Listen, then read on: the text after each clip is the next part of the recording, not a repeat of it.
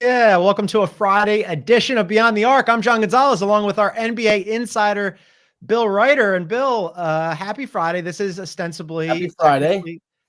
thank you, and to you, technically an NBA show, but we are in March Madness. Have you caught Right. any of the college hoops?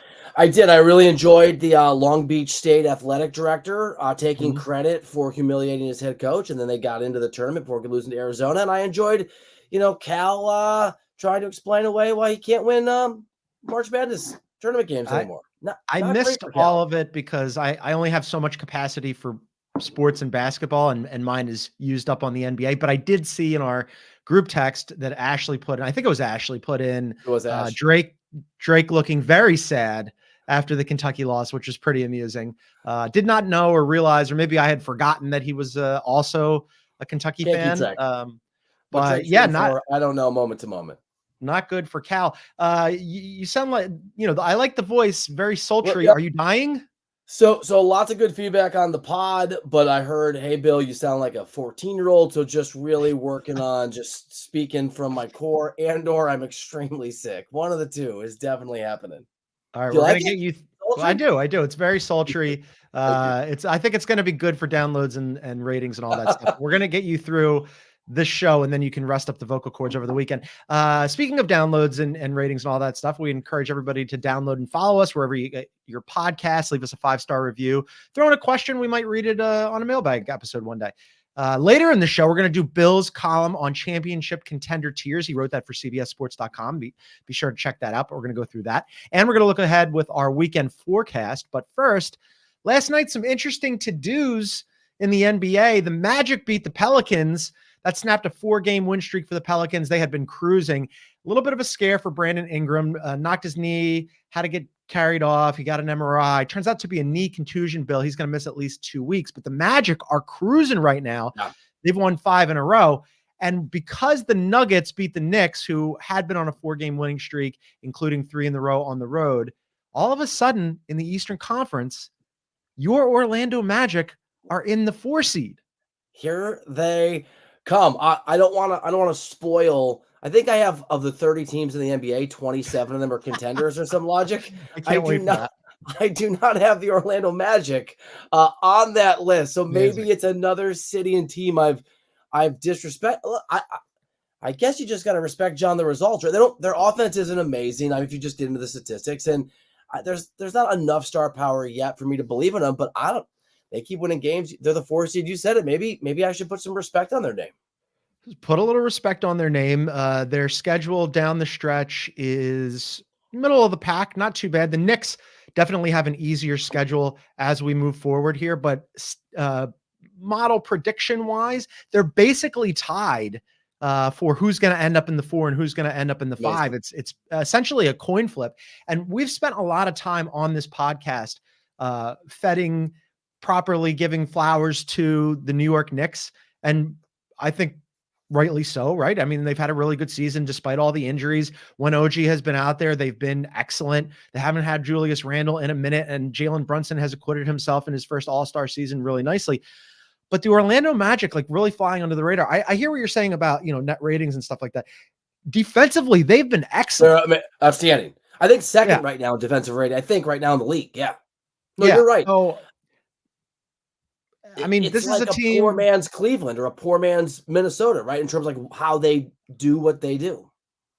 Yeah, I'm looking at their defensive rating right now. They're third behind the Timberwolves and the Boston Celtics, which really tells you a lot about this team. I mean, Paolo Banchero made the All-Star team this season for the first time, and rightly so. He deserved it. There were some other people that could have been in that slot, but he got it. But beyond that, Franz Wagner he's been good this season, but his shooting has taken a step back, right? Yeah. So and then beyond those guys, it's just like a bunch of players who know their role, who play really good defense. Jalen Suggs has been excellent as a perimeter defender this season. And also he's shooting really well. He had been previously like kind of a minus offensively. Now, all of a sudden, he's nailing corner threes. He's not even taking 10 shots a game, but when he does shoot, he's been really efficient. And it makes me think that because they haven't been really excellent offensively, they've done this mostly through their defense, that there's more for this team to gain. See, it's funny. This is a perfect microcosm for how you and I see the world, because I'm learning you're a more positive person than And I am, look, because well, at least when it comes to I hoops. think you're the only person who's ever said that, but okay. Reversed, and maybe I'm really negative because I feel like I am often doubting a multitude of teams and players. It's a great story. They play hard, they play great defense, they're extremely well coached, they play as a team. Carroll's a really good fun player that Mhm. maybe people don't watch a lot because of the Magic. They've won a bunch of games. They're not beating the Knicks. I don't care who's at home. They're not. I don't think if the Knicks have OG, they're not beating the Knicks in a 7-game series. So or anybody for that matter, as well as they've played, it's another one of those teams where I'm not there. I can't get there. I think I'm probably with you that if it's a 4-5 matchup, I'd favor the Knicks, especially if OG is back and healthy. And Yeah, then, that's requirement, accepting, of course, I think. Julius Randle and what happens with Mitchell Robinson and those guys and whether or not they get healthy. But it's a fun story right now. And we mentioned that the Knicks had previously been rolling, and then all of a sudden, they go to Denver, and that's a tough ask, right? I mean, you're playing 4 games on the road. This is the last game on the road of your road trip that you'd been playing really well on, and you just run into the defending champs, the Denver Nuggets, who are just a juggernaut right now, and they're tied with the Oklahoma City Thunder for first in the Western Conference. But Phil, we've talked a lot this year about the Western Conference and how good it is and how deep it is. And I wanted to run something past you because the other night I'm watching the national broadcast, and Bob Myers, who had been for a very long time the architect of the Golden State Warriors dynasty, He's leaves good the on TV franchise. too. He's very good. He's surprisingly good. I am surprised too. I always liked interviewing him. I Yeah. always liked talking to him. I wasn't sure that it would Cerebral. translate to the media because it's a different game, right? But Right. he's been really good. So he said something intriguing the other night watching the national broadcast, and he said, the West is so good right now, but it's going to be even better next year. And I was like, what? And I thought about it and I was like, oh Lord, he's right. And we started going through it, you and I, about this Western Conference, and it's set up to be even better than it is this season for the next few seasons. So I love that Myers brought this up, because a GM brought this up to me this week in a conversation. And his point was every team is trending in the right direction. In some cases, really promising directions. He brought up Houston as an example, and obviously the Thunder, who are already at or near the top of the conference. Every team is heading in the right direction. Every single one, 14 of them, other than the Portland Trailblazers. And then sort of walk me through why poor Portland, by the way, catching strays. Other than the Trailblazers, and I guess if you're in Portland, you can make an. I don't think Joe Cronin's done a great job as the GM. Obviously, with Scoot, it hasn't worked out. But outside, take those guys aside, there is a really strong, literally, John, for every single team to be a contender in the years ahead. And I guess if you want to quibble, the Warriors and the Lakers, their argument is however long they have LeBron, AD on one, with the Lakers and Steph with the Warriors, but that's still the reality. And we saw 3 years ago the Warriors lose in the play-in a couple times and come back and win a championship. So 14 of those teams like where they are and are trending in pretty good directions. So some of those teams at the bottom. It's crazy. Yeah, I want to go through some of these teams and just spend a little time on this because, we've spent, I have spent a lot of time celebrating the Oklahoma City Thunder this season, and rightly so. They're still at the top of the Western Conference along with the Denver Nuggets. They're the youngest team in the NBA. SGA is a legit MVP contender right now. And I've lost track, something like 48 picks. It's outrageous. They're probably going to get the Rockets pick this year too, which is 1-4 protected. And we're going to talk about the Rockets in a second, but they're loaded. The Timberwolves still hanging in there. The Clippers is one where I go, maybe they might be worse next year. It's interesting. And that comes down to whether or not there's some, as we've discussed on the podcast this week, there's some noise about maybe Paul George will go somewhere else, but I just don't see a scenario having paid Kawhi.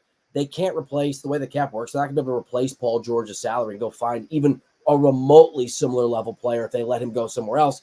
So I think PG's got them over a barrel. And my guess, talking to some folks, is that the reports about maybe Paul George going to your Sixers or somewhere else, maybe it's true, but the sort of speculation from people I talked to yesterday was this is leverage. This is what agents do, right? You make sure that there's fear for the Clippers. So I'm with you on the Clippers, but I think PG's back next year. That's the expectation I've heard.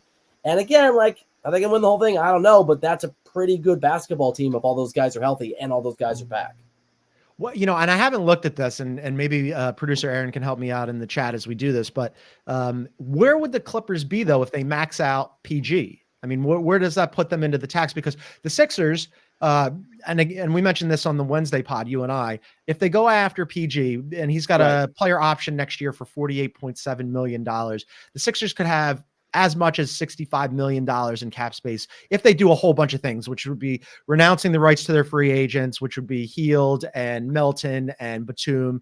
They'd also have to lose in the first round, which would make Paul Reed's contract non-guaranteed. Right. And that's the reason why they haven't given Maxey his extension yet, because that way his cap hold is less. There's a whole bunch of different cap maneuvers that they can move here.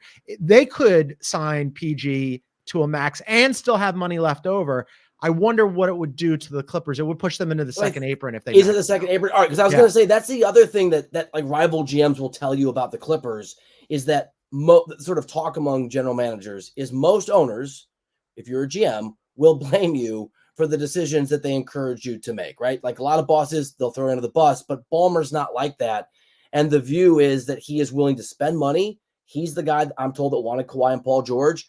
And if it's the second apron, and they redid some of these things right in the collective bargaining agreement to make it more punitive, and that works for guys, for owners who are worried about that. The understanding that I have from the Clippers and from people outside the Clippers is Steve Ballmer doesn't care. He's got 20 or 30 or 40 billion dollars in the bank, and whatever it is, he'll pay it. Yeah, under the old rules, whatever it is, he'll pay it makes sense, right? And I think he probably doesn't care about it anyway. But you're right, because the way that the new rules kick in next year, hitting that second apron restricts your team building, how you can do certain things, different mid-level exceptions and whatnot. The second apron, assuming they re-sign Harden as well, as what producer Aaron is telling us. But the Clippers is one that I kind of flagged as might be worse next year. I think they're all in. I think they're kind of like the Suns. I mean, they're different at different places of likelihood of success this year, but they're not looking 3 years, 4 years down the road. I think that the plan is win now, and they're opening the new building too. I mean, they want they got to have 51 rows of Clippers fans in the wall to get everybody out there. But so the Clippers is one I flagged. The Pelicans, I think, are set up really well for the future. They also have a huge amount of picks. Agreed. Zion supposedly, reportedly, according to ESPN, had lost 25 pounds since the in-season tournament. He looks good. The Mavericks is an interesting one too, right? Because we've spent a lot of time talking about Luka and Kyrie and that fit and what happens with that team. And they've been so streaky this year, but they're still good. See, here's the thing. I obviously am less of a Mavericks believer than you are and other people are, but we all like the moves they made at the trade deadline, and next year there's more time to sort of make an evaluation on this team, and they are still good. They're not 3 years down the road, but assuming that Kyrie and Luka still want to play together, that's a talented duo. That's a dangerous team. They're going to win some games. They still need help defensively for sure. They're going to get I don't know why I'm being nice. They're going to get passed by so many of the teams that we're about to talk about. Well, I'm going down the standings here through these teams, and it gets way more interesting the lower that we go, because we know what the Suns want to try to do. We'll see if it's going to be successful with their big three, but they still are really thin in terms of their depth. The Kings, we've mentioned a lot, are an excellent offensive team, but beyond Sabonis and Monk and De'Aaron Fox, they're terrible defensively. And then what do you do to build that roster up during the offseason? And Monk probably won't be here next year, just if I can add. He's been great.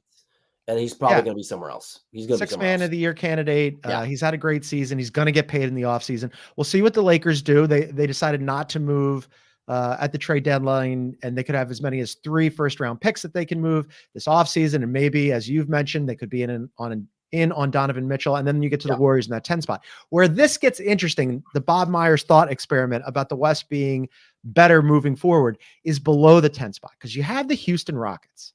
The Houston Rockets, one of your teams. It's a team. Yeah, well, I have a lot of teams, but the Houston Rockets are only 2.5 games out of that final play-in spot. The odds are they're not going to make it into the play-in this year. Highly unlikely, but that's okay, because after Alperen Şengün went down, Bill, I thought, well, that's it. They're just going to tank, because they do have a top 4 protected first-round pick. If that conveys, it goes to OKC. They keep winning. It doesn't look like they're going to hold on to that pick. They have looked really good with Şengün out. They moved Jabari into the 5. Jalen Green, who had been benched for a second, is playing the best basketball of his life.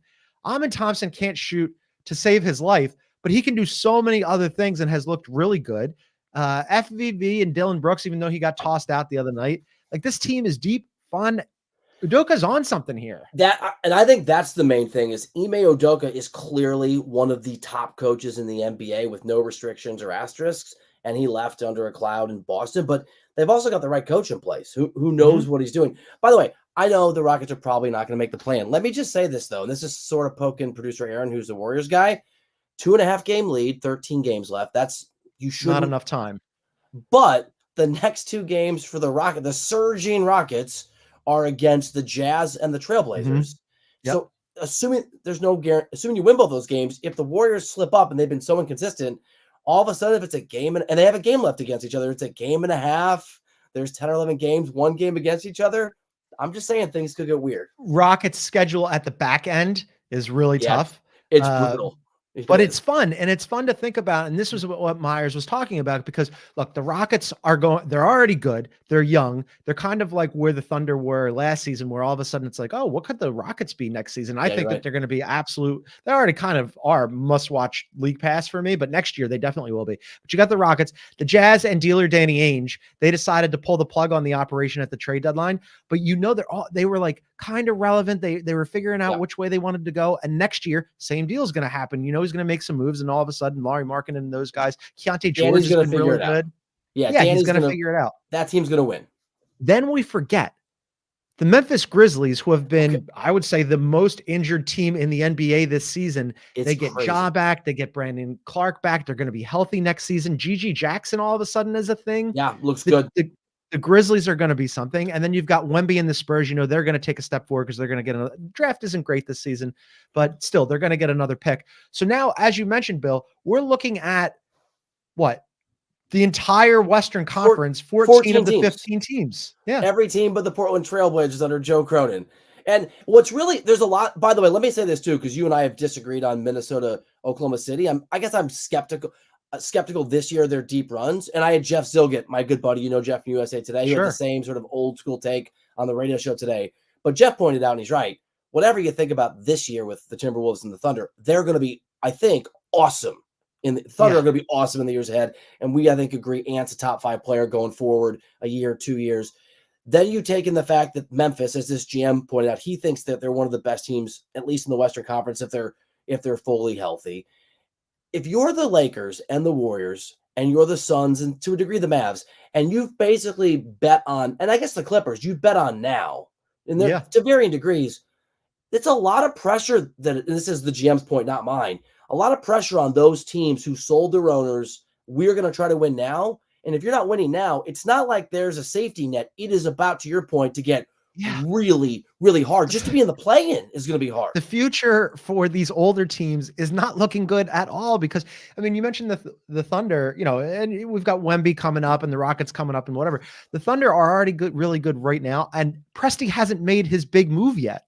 He's got all these picks that he can just throw at somebody for a massive star.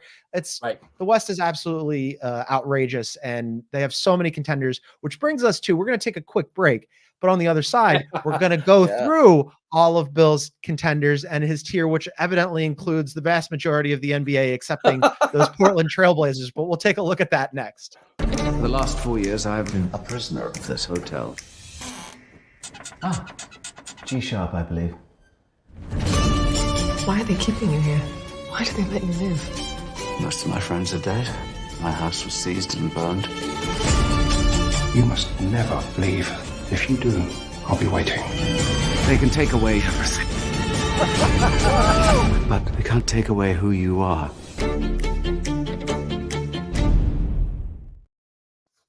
Back to Beyond the Arc. I'm John Gonzalez. He's Bill Reiter.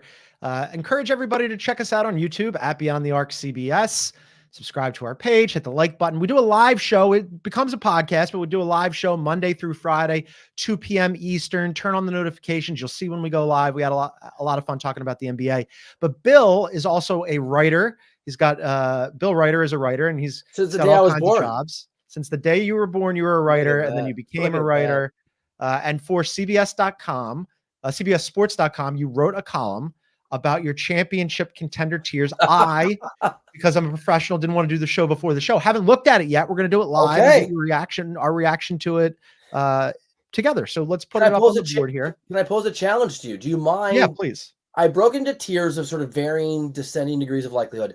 Are you up for picking your favorite from each tier? Yeah, As ludicrous as absolutely. some may be.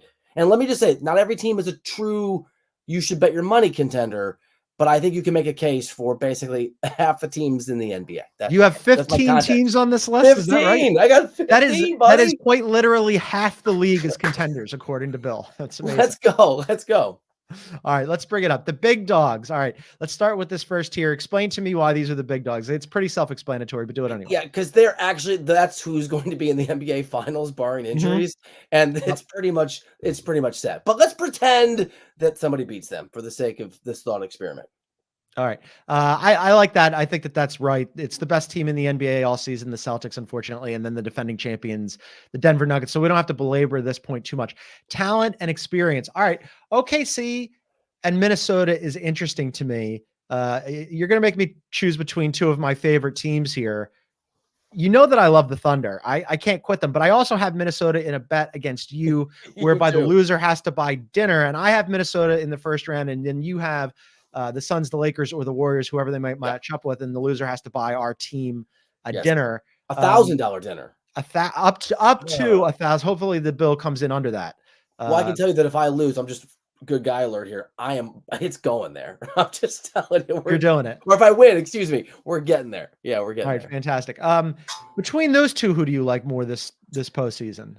I like the Thunder more. So I look, you could even presume, which we can't, but let's presume Cat is back in time for the playoffs and he is back. He is actually healthy. Let's just for the sake of this, I still like the Thunder.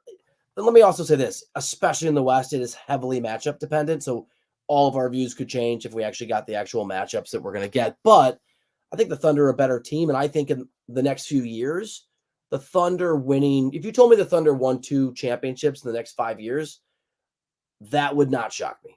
That would not shock me that they get to that level and that point. And I think you're right. They're going to add a guy. You said this in the last segment earlier. They're going to add somebody. They're going to add a star. I love the Thunder. I don't think either team is quite there yet, but I would trust Oklahoma City's deeper and they're much more balanced. So if I got to pick one, give me OKC.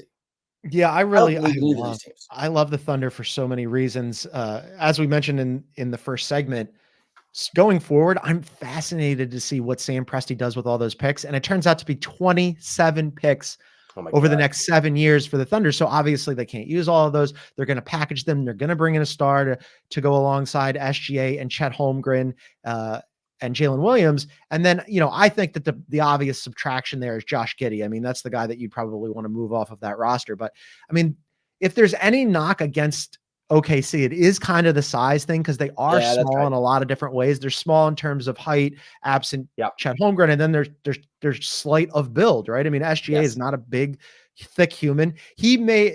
Actually, him and Chet both need to go have a sandwich together. They need to put on a little bit of weight. I mean, they are young. They're young. They're young, but that's what makes they're kids compared to these grown men that they're playing against. That's what makes them so fun. I mean, the future is not only the future, but it's now as well. I'm higher on the Wolves, obviously, than you are because that defense has been so good all season long. And if you get Cat back, you get some extra scoring, you get Naz Reid healthy. They didn't have any rotation bigs in that game the other night against the Nuggets, and they still took them down to the wire. Their defense is awesome. It's amazing. So you and I have talked about this a lot. I just don't think either team is experienced enough, and I'm higher on the Thunder. I will say this about the Timberwolves. I liked Ant as a guy that could win you games, multiple games, be a top player in the years ahead. We've seen it. It's actually a reality minus Cat. So I don't feel as good about our bet, which means I feel better about Minnesota than I did a few weeks ago. Just watching what Ant can do. If he can take over games and with the defense you're talking about, especially if Cat returns, again, matchup dependent, it's a good basketball team. I feel awesome about our bet. I know you do. I feel awesome about our bet. I mean, I'd feel much better if Cat came back, but even absent Cat, I still like the bet. The Suns are, who knows what the hell the Suns are, and the Warriors and the Lakers have been mired in that 9-10 spot all season long for a reason. But let's throw the graphic back up there. I believe Milwaukee there, which is kind of like somebody in the Eastern Conference is going to have to challenge your big dog, the Boston Celtics. I guess it's Milwaukee, but is Giannis healthy? They have been running a lot more pick and roll, which it's shocking to me that it took bringing in Doc Rivers, for the Milwaukee Bucks. I guess Adrian Griffin really was like out to lunch or whatever, but it took Doc Rivers to come in and go, you know what we should do is run some pick and roll with Dame and Giannis. That sounds like a good idea. So they're running them, but they don't look that comfortable to me, John. Last night's game, to me at least, it's one game, is a perfect encapsulation of the box score. And they don't have a great record under Doc, but the box score doesn't necessarily tell the story. The Nets were in that game until the end. Dame time actually came in the form of 2 huge steals that Lillard had. He and Giannis just there was a key moment in that game with like 3 or 4 minutes left where Giannis and Lillard both wanted the ball and kind of looked at each other and were trying to acquiesce to the other, and they're just not in rhythm yet. And maybe they'll get there. They're massively talented, and the data is a little interesting because we're almost 20. Sunday against the Thunder is 25 games into the Doc tenure. Defense is much better. Offense is much worse. Net rating is way, way down from the Adrian Griffin era. But maybe that balance will, because they're basically a little better than league average and everything now, whereas they were extraordinary offensively under Adrian Griffin and they were poor defensively. Look, I'm not a Doc. I don't believe in Doc. Okay, well, I can be wrong. We'll see. If I'm going to be wrong on Doc Rivers, it's this team. They're made to win a championship. Giannis and Dame they like each other. They respect each other. I don't think it's that. They just don't look in rhythm to me on the floor, especially in some of those high stress, big time, clutch time moments. Yeah, I mean, and I mentioned this to Ashley yesterday on the podcast that Doc came in and he made some changes, and their offense has fallen off a little bit. I suspect part of that is because they haven't been healthy. You know, Dame was out, then he was back in. Chris Middleton was out, then he comes back, and then Giannis is now out, and it's like they just can't get on the same page. Defensively, though, this is where he gets credit. They were a terrible team in transition defense, and they were terrible at the point of attack on defense. And he kind of fixed both of those. And their defensive rating has ticked up. I believe last time I checked, they're 19th for the season, and they had been mid-20s. So he has moved them up. Yeah, the mid-20s when Doc got hired, and I checked this morning to either 13th or 14th over the stretch with Doc. So over that time with Doc, it's fine. Better. And they won that game. I thought the Nets were going to win, and I was going to be able to pitch a Doc Rivers attack segment, and they won because they played really good defense down the stretch.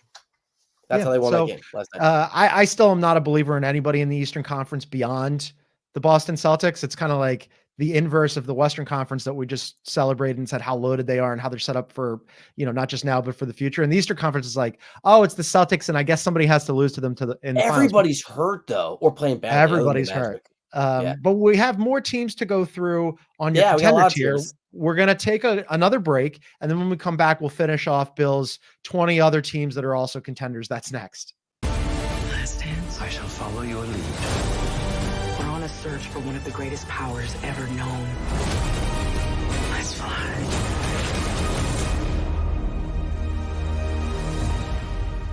The blackout mystery remains. Welcome to March Madness.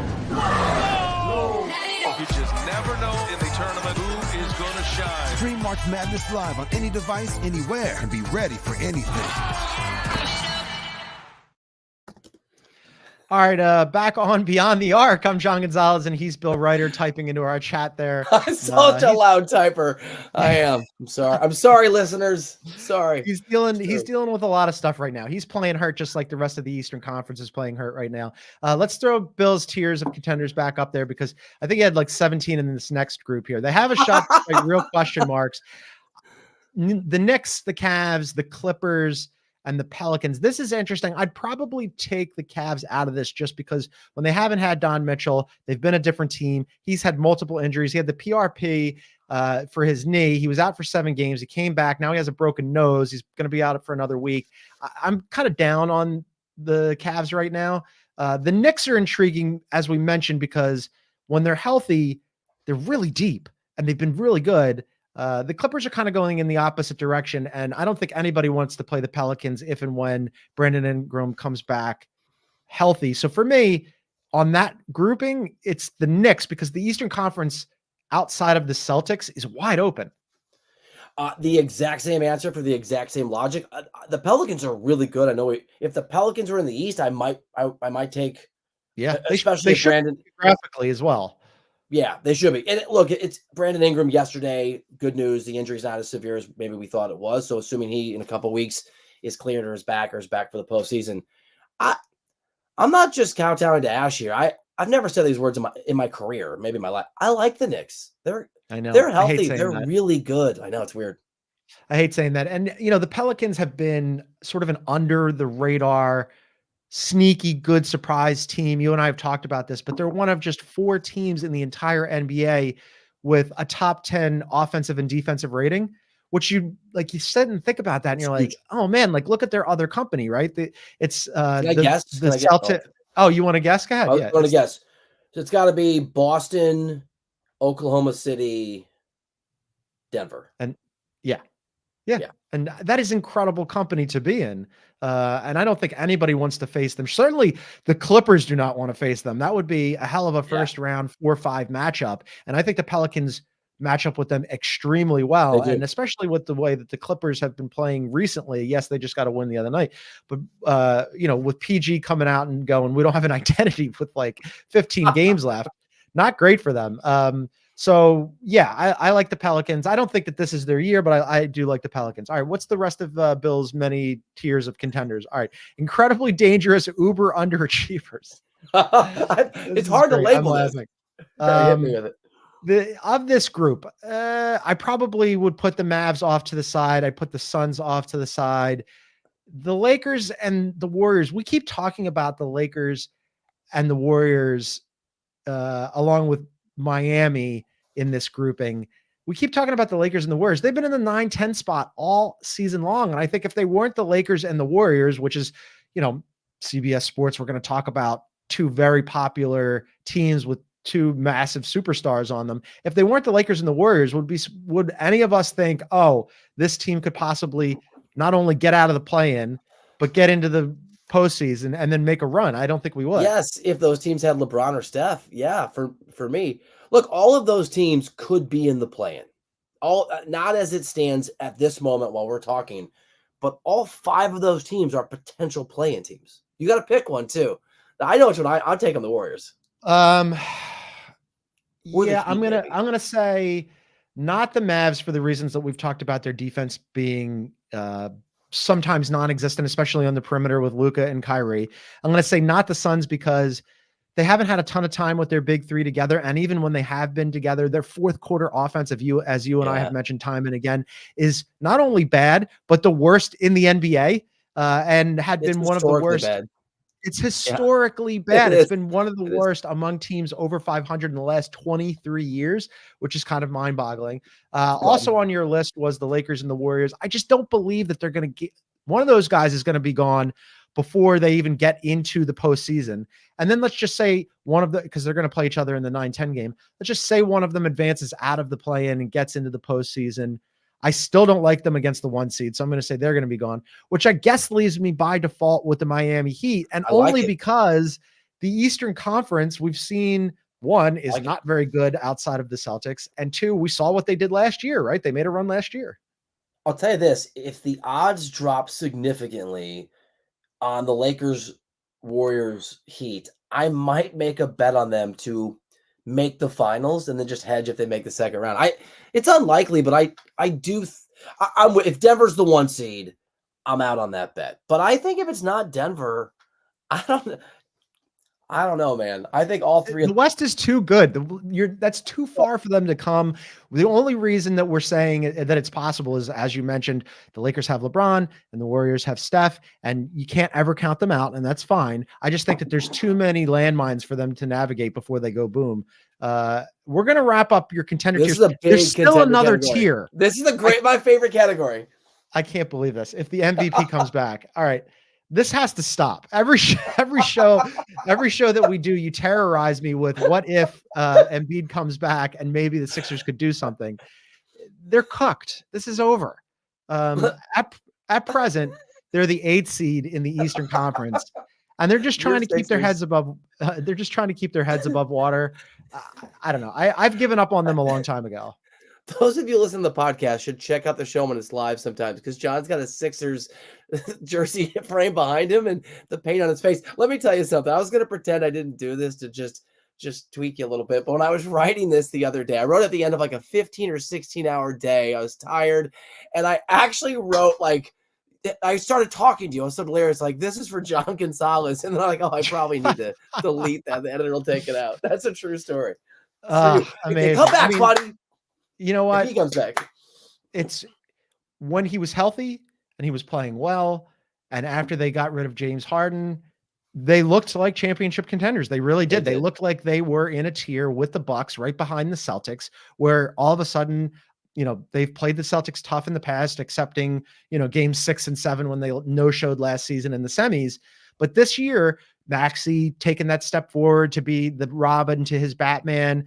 They make the trade, but they add a bunch of very useful pieces, and they looked like they really could be potentially a contender or a foil for the Celtics in the Eastern Conference. I just don't buy it, because if Embiid comes back, and we saw him in his basketball shorts the other day, and it was nice for him to be standing on the sideline, and Nick Nurse says he's ramping up and he's lifting weights and he might be cleared for one-on-one soon. All that's fine. That's a long way from being game ready. What kind of shape's he in? And he has to be, look, for his real, the truth is, beyond the humor I get from this conversation, he has to be the guy that can score 50 or 60 points, or at least dominate 2 or 3. And that's the brutal thing for you, is you obviously had a player who could dominate 2 or 3 or 4 games per series at the way he was playing before he got hurt. And I think another story that's been lost, there's no reason to talk about it now, but Nick Nurse was the right hire. What a great job he had done when he had a star player. So some of it's the memory of what that team was still sort of resonates with me, and the idea that the memory was great. But this is yet another instructive lesson for all of you who are Sixers fans or from Philadelphia. And then for those of you who are not, after last season, after they lost to the Celtics and they completely no-showed, and they going through the drama with James Harden, and James Harden's in China calling Daryl Morey a liar and saying he's never going to play for him and all this stuff. I swore to myself that I had enough, especially after like a long career of covering this team, right? That I was going to take a mental health break from the Sixers. And then they traded James Harden, and then Tyrese Maxey looked amazing, and then Joel Embiid looked like he could be a back-to-back MVP, and I got all excited again, and then the basketball gods were like, you idiot. And so it's just one more reminder that I'm back where I always am, as 'twas ever thus, as we like to say. All right, let's go to, we got some good games coming up this weekend. We like to do our weekend forecast on Fridays and look forward to some games that are of note. And as I just mentioned, the Philadelphia 76ers have 2 games in Los Angeles this weekend. They've got one against the Lakers tonight, and then they play the Clippers on Sunday. But also tonight, Cavs at Wolves. Cavs, no Donovan Mitchell. They're trying to stay relevant in the Eastern Conference. And then, of course, the Wolves trying to keep pace with the Nuggets without Cat. That should be a good one. Yeah, a really good one. And I'm not as down on the Cavs as you are, because I still want to hold. I'm Garland's look good. Yeah, I was the optimist according to you. Yes, but you convinced me that, like, I guess it depends on the subject. You're right. I loved Cleveland last year, and I thought Cleveland was going to make a really deep run. And if memory serves us, the Knicks, right? Just was the Knicks. Dominated them.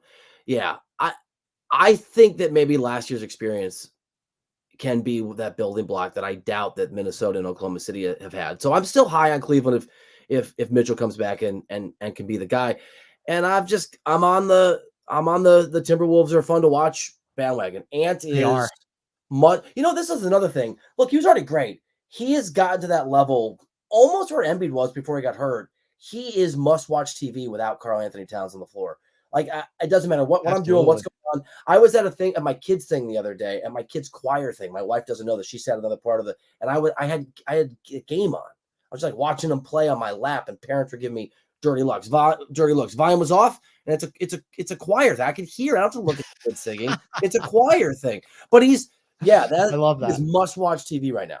I love that. And we'll find out if Naz Reid will be playing, because he didn't play in the last game. He's questionable to play tonight. But with Cat out, he has been really good. I don't think the casual NBA fan understands how good and important Naz Reid has been to that team. So that'd be a big get if they could get him back. Saturday's interesting. We mentioned the Knicks several times on this show. So they're coming off this road trip. The schedule makers have done them absolutely no favors whatsoever. So they have a 4-game roadie, right, Bill?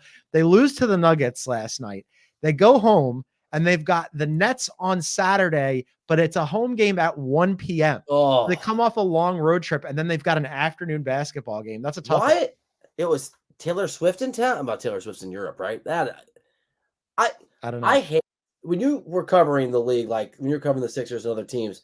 Didn't you hate those early after? I hate them. No, loved them. You loved them. Loved them we're because late. you're done earlier. Yeah, but none of us go to sleep until 2 or 3 or 4 in the morning. Fair enough, but I wasn't used to getting up. like, I mean, yeah, like we live sort of nocturnal lives because Right. basketball happens at night, and you're especially if you're on the East Coast waiting for the West Coast games to end, they're Yep. super late. But no, I loved them because then you're done Literally. like in the middle of the afternoon. You got your whole night left. That's fair. Also on Saturday, we've got the Suns who knows what the Suns are. They don't know what they are, but they're playing Wemby in San Antonio on Saturday. That should be a good one as well. And then Sunday's the big one. We got 2 big ones on Sunday. You got the Thunder at the Bucks and the Warriors at the Wolves. Thunder at Bucks is the game of the weekend, by the way. I'm really excited to see that game. Also, I just think we're at a point now where it's fair to start evaluating Doc's team and like Doc's sort of tenure and he's got his guys. He's been there a while. Go Thunder. Yeah, let's see what kind of shape Giannis is in. Right. I would, that I'm high on the Thunder. I just have a hard time with the Eastern Conference. Like we kind of are drumming up these, it's fun to talk about the Magic being ahead of the curve, right? And they're a young team that plays defense, and Mosley got his extension, but that's kind of trumped up a little bit, right? It's totally the trumped Knicks. We're talking about the Knicks and what could the Knicks be when they get healthy. That's also a little trumped up. The 76ers, what if Embiid comes back? I don't think the Knicks are trumped up. I think the Knicks are, if they're healthy. If that's what I'm saying. There's all these hurt. caveats. There's so many caveats on the Eastern Conference that it's hard for me to get super excited about any team from the Eastern Conference, which is why I'm more looking forward to Warriors and Wolves because, the Wolves doing what they're doing without Cat. Anthony Edwards, as you mentioned, absolute must-watch television. And then, Steph's always a show. And I know I get it. It's very improbable that the Rockets are going to catch the Warriors. But again, you're giving them a chance.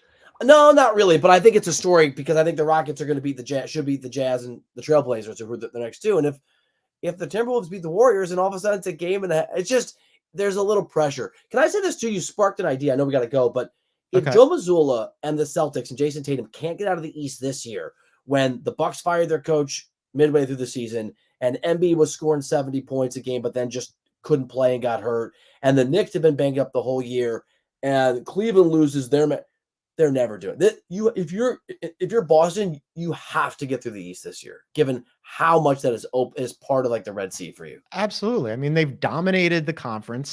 They're clearly the best team. They've been the most consistent team in the NBA all season. Their 1 through 6 is outrageous.